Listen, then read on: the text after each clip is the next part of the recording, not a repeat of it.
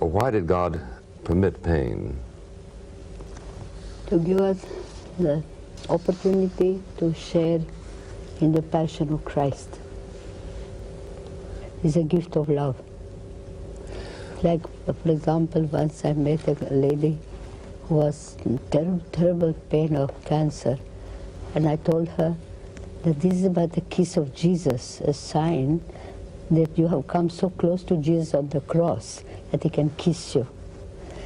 And the lady, though she was in such great pain, she joined their hands together and said, Mother Teresa, please tell Jesus to stop kissing me.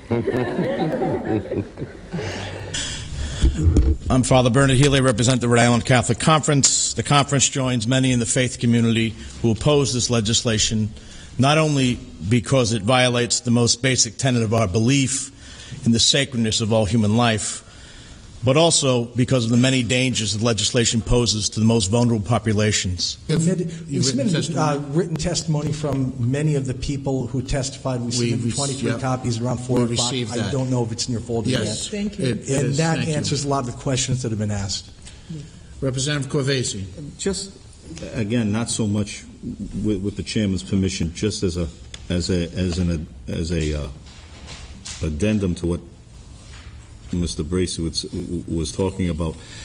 I think it's obvious, Barth, you and I go back a long way, that this bill and others like it across the country are basically nothing more than the philosophical outgrowths of the continuing culture of death that began in 1972. And where abortion kills the young, these bills try to provide a rationale to kill off the old. Point I think most people would raise at this juncture, which is that Christ entered willingly into his own passion, but most human beings enter unwillingly into pain. I don't know. It depends what is in their own hearts. Sometimes, if they pray, I think it's very easy to accept, because the fruit of prayer is always a clean heart, and a clean heart can see God, can see the gift, can understand. So that's why it's very important for us to learn to pray. One's recognizing the fact that this is the ultimate choice that will end all choices.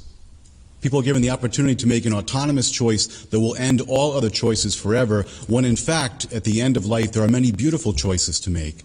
Choices to reconcile with loved ones, choices to reconcile with God and prepare for eternal life, if one believes in that. I was very impressed with Pope John Paul at the end of his life, who could have chosen to end his life, but talked about the importance of ending one's life, you know, in just a particular. And I don't know if you had a couple of things you could just say briefly about that. I certainly do. John Paul II, who wrote an encyclical on faith and reason, Fides et Ratio, the two together, was always a proponent for caring for people, not just based upon religious principles, but also upon reason.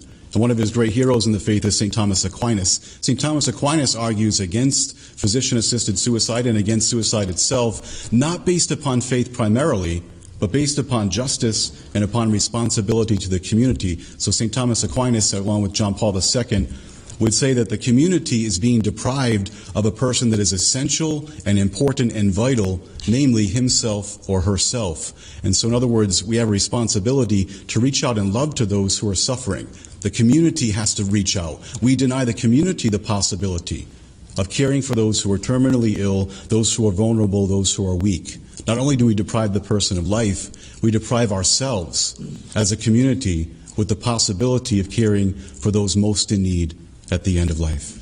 And I just so was impressed by Pope John Paul and how he ended his life. It was such a positive. Correct. When he could have taken his life but didn't. He went through the suffering and ended his life in a positive, dignified way. So I appreciate that. Thank you. You're welcome.